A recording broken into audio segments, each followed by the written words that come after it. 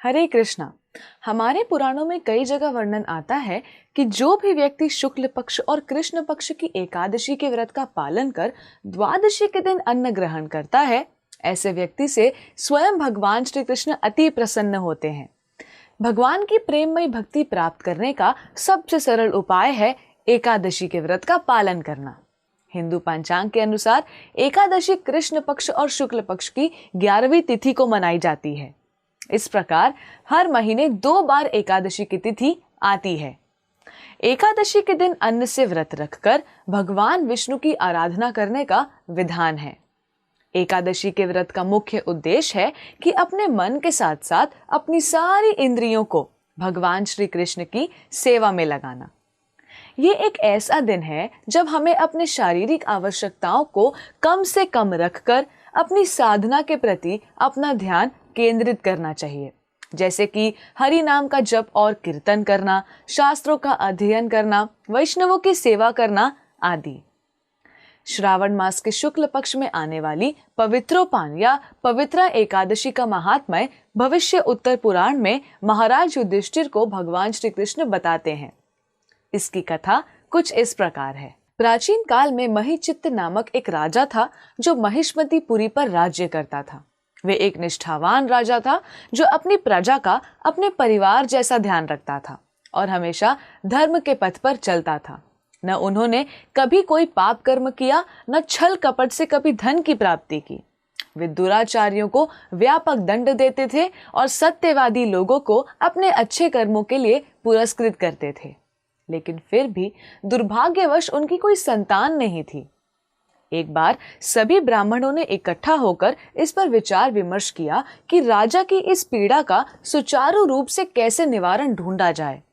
उन्होंने ऋषि मुनियों को इसका कारण पूछने का निर्णय लिया। वन में भ्रमण करते हुए वे लोमश ऋषि के पास पहुंचे, जो सभी शास्त्रों के ज्ञाता थे।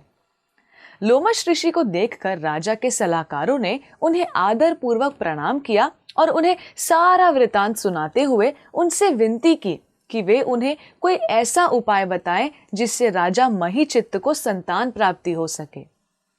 लोमश ऋषि, जो कि त्रिकालज्ञ थे, वे उनसे कहने लगे, ये राजा पिछले जन्म में व्यापार के लिए एक गांव से दूसरे गांव भटकते थे।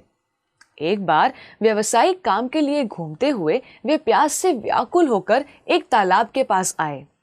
जब वे पानी पीने के इरादे से तालाब के किनारे पर पहुंचे, उसी समय बछड़े को जन्म दी हुई एक गाय भी तालाब से पानी पी रही थी। तब प्यास से अस्त व्यस्त होकर उन्होंने उस गाय और उसके बछड़े को दूर कर दिया और स्वयं पानी पीने लगे।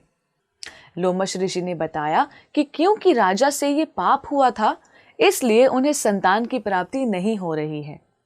जब सलाहकारों ने मुनिवर से पूछा कि किस प्रकार राजा इस पाप से मुक्त हो सकते हैं, तो उन्होंने श्रावण मास के शुक्ल पक्ष में आने वाली पवित्रा एकादशी के व्रत का पालन करने का सुझाव दिया।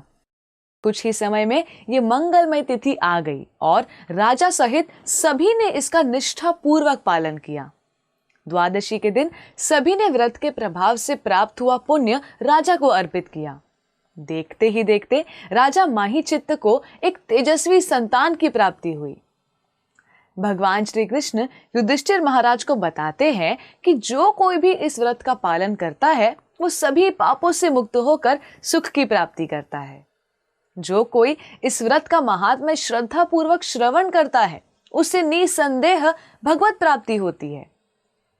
आइए इस पवित्र एकादशी के शुभ अवसर का पूरी तरह से लाभ उठाएं। भगवान के नामों का निष्ठा पूर्वक जप करें और भगवान श्री कृष्ण को प्रसन्न करने का पूरा प्रयास करें। पवित्र एकादशी की आप सभी को हार्दिक शुभकामनाएं।